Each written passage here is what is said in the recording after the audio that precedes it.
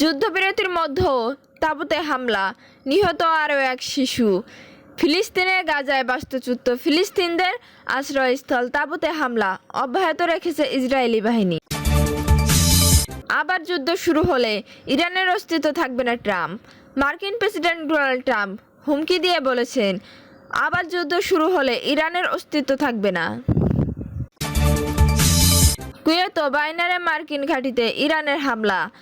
যুক্তরাষ্ট্রের সাম্প্রতিক হামলার জবাবে কুয়েত ও বাহরাইনে থাকা মার্কিন সামরিক স্থাপনাগুলোতে ক্ষেপণাস্ত্র ও ড্রোন হামলা চালানোর দাবি করেছে ইরানের ইসলামিক রেভলিউশনারি গার্ড। ইরানের হামলায় নিন্দা কুয়েত। কুয়েতে ইরানের কথিত হামলায় তীব্র নিন্দা জানিয়েছে দেশটির পররাষ্ট্র মন্ত্রণালয়। এক বিবৃতিতে এই হামলাকে তারা সার্বভৌমত্ব জঘন্য ও বরাবর সংগঠিত আগ্রাসন এবং আন্তর্জাতিক আইন লঙ্ঘনের শামিল বলে উল্লেখ করেছে। দর্শক, এতক্ষণ শুনছিলেন সংবাদ শিরোনাম, এখন জানিয়ে দেব বিস্তারিত সংবাদ। তার আগে অনুরোধ থাকবে, এই ভিডিওতে লাইক দিন ও কমেন্ট করে জানিয়ে দিন কোন জায়গা থেকে এই সংবাদ শুনছেন এবং দেখছেন। যুদ্ধবিরতির মধ্যেও তাঁবুতে হামলা, নিহত আরও এক শিশু। ফিলিস্তিনের গাজায় বাস্তুচ্যুত ফিলিস্তিনদের আশ্রয়স্থল তাঁবুতে হামলা অব্যাহত রেখেছে ইসরায়েলি বাহিনী। যুদ্ধবিরতি আওতায় নিরাপদ অঞ্চল হিসেবে ঘোষিত এলাকাতেও হামলা চালিয়েছে। এতে আরও একজন ফিলিস্তিনি শিশু নিহত হয়েছে। শনিবার আল মাওয়াসি এলাকায় দুটি অস্থায়ী তাঁবুতে ইসরায়েলি ড্রোন হামলায় 15 বছর বয়সী ইসলাম মুসা এবং তার 30 বছর বয়সী ভাই আবদুল্লাহ মুসা নিহত হন। চিকিৎসার সূত্রে বরাতে এ খবর দিয়েছে আল জাজিরা। গাজার সিভিল ডিফেন্স জানায়, হামলার স্থান থেকে 7 জন আহত ব্যক্তিকে উদ্ধার করে খান ইউনিসের নাসের হাসপাতাল ও রেড ক্রস হাসপাতালে নেওয়া হয়েছে। এ সময় হাসপাতালের প্রাণঙ্গে সাদা কাফনে মোড়ানো ভাই বোনের মরদেহ ঘিরে স্বজনদের কান্নার দৃশ্য দেখা যায়। আবার যুদ্ধ শুরু হলে ইরানের অস্তিত্ব থাকবে না ট্রাম্প। মার্কিন প্রেসিডেন্ট ডোনাল্ড ট্রাম্প হুমকি দিয়ে বলেছেন, আবার যুদ্ধ শুরু হলে ইরানের অস্তিত্ব থাকবে না। শনিবার 27 জুন নিজের সামাজিক যোগাযোগের মাধ্যমে ট্রুথ সোশ্যাল এক পোস্টে এ হুমকি দেন মার্কিন প্রেসিডেন্ট। খবর আল আরাবিয়ার পোস্টে ট্রাম্প অভিযোগ করেন, ইরান যুদ্ধবিরতির চুক্তি লঙ্ঘন করেছে। তিনি লেখেন, যুদ্ধবিরতির চুক্তি আবারও ভঙ্গ করায় যুক্তরাষ্ট্রের বিমান ইরানের ক্ষেপণাস্ত্র ও ড্রোন গুদাম এবং উপকূলীয় রাডার স্থাপনায় হামলা চালিয়েছে। ট্রাম্প আরও বলেন, এমন সময় আসতে পারে যখন আমরা আর সংযম দেখাতে পারবো না।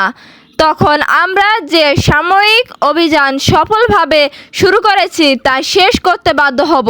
যদি এমনটি হয় তাহলে ইসলামী প্রজাতন্ত্র ইরানে আর কোনো অস্তিত্ব থাকবে না। এর আগে টানা দ্বিতীয় দিনের মতো ইরানে বিমান হামলা চালায় যুক্তরাষ্ট্র।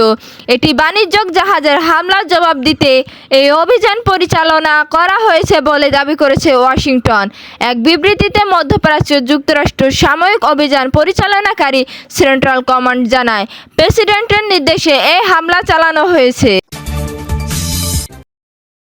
কুয়েত ও বাহরাইনে মার্কিন ঘাঁটিতে ইরানের হামলা। যুক্তরাষ্ট্রের সাম্প্রতিক হামলার জবাবে কুয়েত ও বাহরাইনে থাকা মার্কিন সামরিক স্থাপনাগুলোতে ক্ষেপণাস্ত্র ও ড্রোন হামলা চালানোর দাবি করেছে ইরানের ইসলামী রেভলিউশনারি গার্ড কর্পস আইআরজিসি। রবিবার 28 জুন ইরানের রাষ্ট্রীয় সংবাদ মাধ্যম প্রেস টিভি বরাত দিয়ে এ তথ্য জানিয়েছে রয়টার্স। আইআরজিসির দাবি, যুক্তরাষ্ট্রের হামলা যুদ্ধবিরতি লঙ্ঘন করছে এবং এর ফলে দুই দেশের মধ্যে চলমান সব ধরনের কূটনৈতিক প্রক্রিয়া পুরোপুরি বন্ধ হয়ে যাবে। স্থানীয় সময় রবিবার ভোরে কুয়েত সেনাবাহিনী জানায়, দেশটির আকাশ প্রতিরক্ষা ব্যবস্থা সম্ভাব্য হামলার প্রতিহত করতে কাজ করেছে।